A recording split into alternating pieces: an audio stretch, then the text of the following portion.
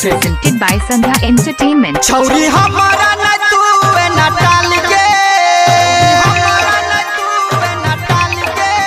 छौरी हमारा न तू न टाल के, तोरा काबर पर लिखबो महाकाल गे, तोरा काबर पर लिखबो महाकाल गे, तोरा काबर पर लिखबो महाकाल गे।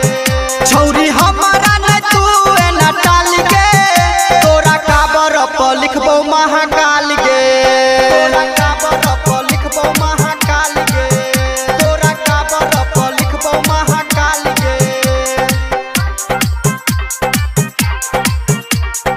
अभी सुन रही है संध्या एंटरटेनमेंट की शान